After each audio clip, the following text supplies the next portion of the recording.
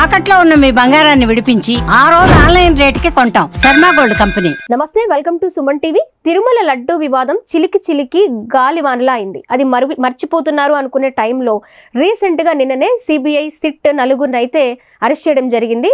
ఆ విషయం గురించి ఈ రోజు మనం డిస్కస్ చేసుకుందాం. మనతో పాటు ఉన్నారు Suman TV chief editor Keshav గారు. మాట్లాడదాం. నమస్తే సార్.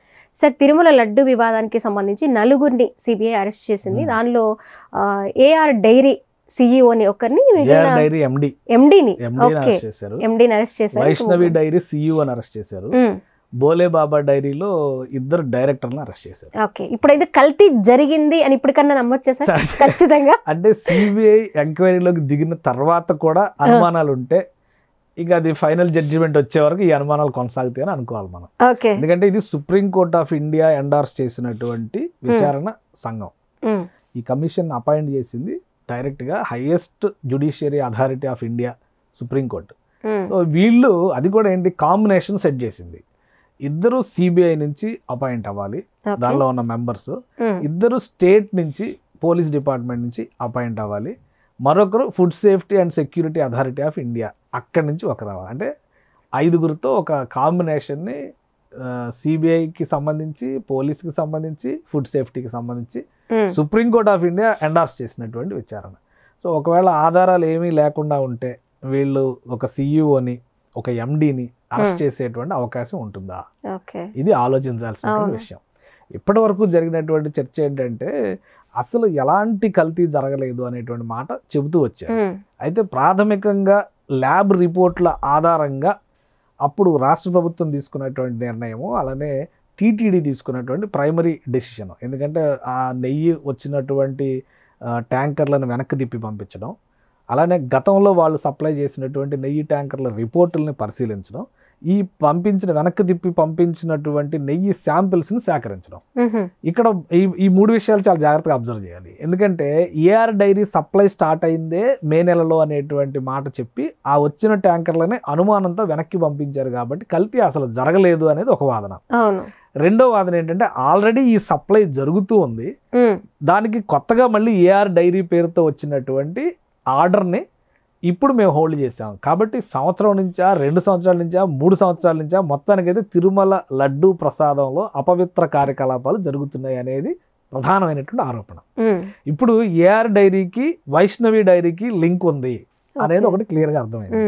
రెండో పాయింట్ ఏంటంటే బోలే బాబా డైరీ నుంచి అసలు అంత కెపాసిటీ లేదు, కానీ ఆ స్థాయిలో సప్లై తీసుకునేటువంటి ప్రయత్నం జరిగింది. అక్కడి నుంచి ముడి నెయ్యిని సేకరించారు. వైష్ణవి డైరీ అంతా బ్యాక్ ఎండ్లో నడిపించినటువంటి వ్యవహారం.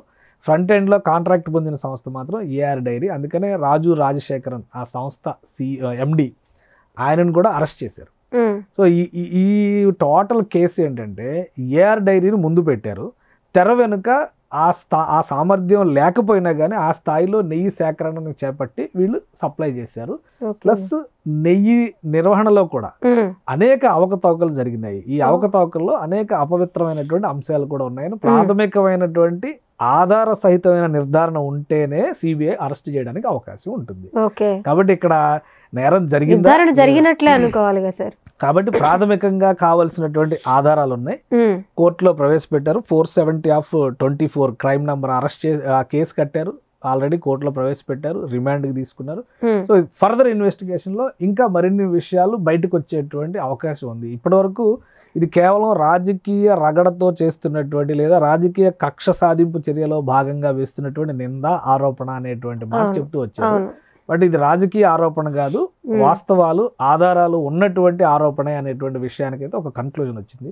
కేసు ఫర్దర్ ఇన్వెస్టిగేషన్ ఎలా జరుగుతుంది దాన్ని బట్టి ఒక క్లారిటీ వచ్చేటువంటి అవకాశం ఉంది. అయితే ప్రాథమికంగా ఇప్పుడు ఒకటి, అందులో రకరకాల కారణాల వలన అందులో కొన్ని అపవిత్ర పదార్థాలు కలిసాయని, అంటే కొవ్వు కలిసి ఉండవచ్చు, అవి అజంప్షన్స్. ఎందుకంటే యాజ్ పర్ ద రిపోర్ట్ వచ్చింది ఏంటంటే ఆ రిపోర్ట్ ప్రకారం నిజంగానే జంతువుల కొవ్వు కలిసినటువంటి సందర్భం ఉందా, లేదా వాటికి సంబంధించినటువంటి ఇతర ఉత్పత్తులు తినడం వల్ల వాటి నుంచి సేకరించిన పాల వల్ల అందులో రేషియో ఎక్కువ ఉందా అనేది ఇంకా సైంటిఫిక్గా ప్రూవ్ చేయాల్సినటువంటి అంశం. కానీ ప్రస్తుతానికి సప్లై జరుగుతున్నటువంటి విధానం, వెండర్ని సెలెక్ట్ చేసినటువంటి విధానం, ఫ్రంట్ ఎండ్లో ఏఆర్ డైరీ ఎంపిక జరిగినటువంటి విధానం, ఏఆర్ డైరీ ద్వారా సప్లై చేసే క్రమంలో వైష్ణవి డైరీ కానీ బోలేబాబా డైరీ కానీ అక్కడ జరిగినటువంటి అవకతవకలు, వాళ్ళ సేకరణలో ఉన్నటువంటి లోపాలు, ఇవన్నీ అయితే ఆధార సహితంగా ఈ స్పెషల్ ఇన్వెస్టిగేషన్ టీం సేకరించినట్టుగా మనం నమ్మొచ్చు.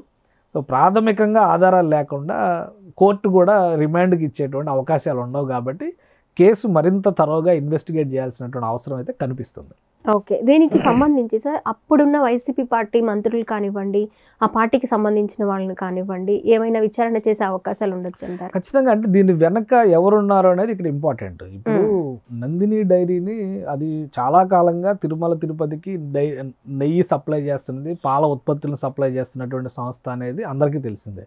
దాని మీద ఎలాంటి ఆరోపణలు లేవు, అలానే ఇటువంటి కార్యకలాపాలకు సంబంధించినటువంటి అంశాలు అయితే లేవు. అసలు ఏఆర్ డైరీని ప్రొజెక్ట్ చేయడం వెనక ఉద్దేశం ఏంటి, అది చాలా ఇంపార్టెంట్.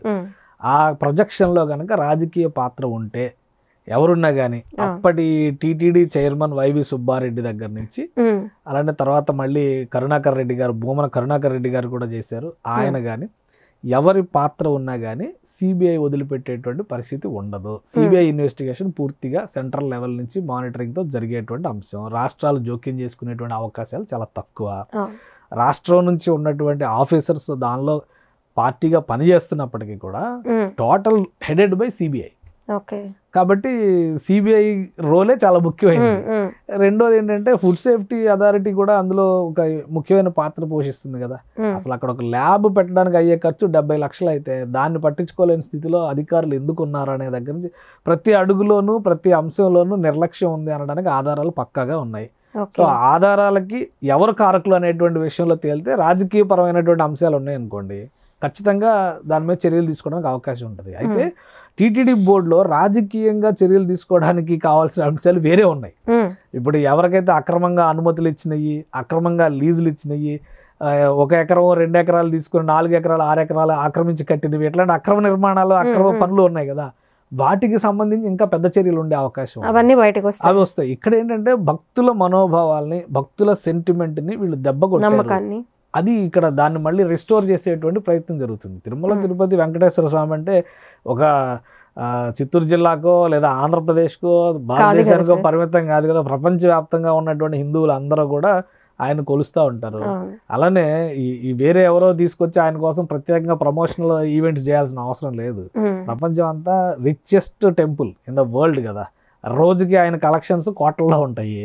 సో ఇంత ఇది ఉన్నప్పుడు మనం దానికి ప్రత్యేకతని, దానికి ఉన్నటువంటి గౌరవాన్ని కాపాడుకోకపోతే ఇక్కడ ఉన్నటువంటి ప్రజల దగ్గర నుంచి పాలకుల వరకు అందరూ బాధ్యత వహించాల్సి ఉంటుంది. సో ఆ క్రమంలో మనోభావాల్ని మరొకసారి గౌరవింపజేసే విధంగా, వాళ్ళ అస్తిత్వానికి సంబంధించి, అక్కడ ఉన్న సంప్రదాయాలకు సంబంధించి వాటిని కాపాడే విధంగా ఒక అడుగు ముందుకు పడుతుందని మాత్రం ఆశించవచ్చు ఈ ఇన్వెస్టిగేషన్ ద్వారా. ఒకవేళ భవిష్యత్తులో ఇటువంటి చర్యలు ఇంకోసారి జరగకుండా ఒక కఠినమైనటువంటి అది చాలా ముఖ్యమైనది. ఎందుకంటే ఆ నమ్మకాన్ని దెబ్బతీసేటువంటి కుట్రలు ఎవరు చేసినా కానీ అది చాలా దుర్మార్గమైనటువంటి చర్య అవుతుంది.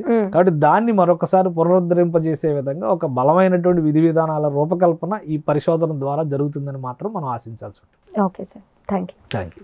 సుమన్ టీవీలో మీ పర్సనల్ అండ్ బిజినెస్ ప్రమోషన్స్ కోసం కింది నెంబర్కి కాంటాక్ట్ చేయండి.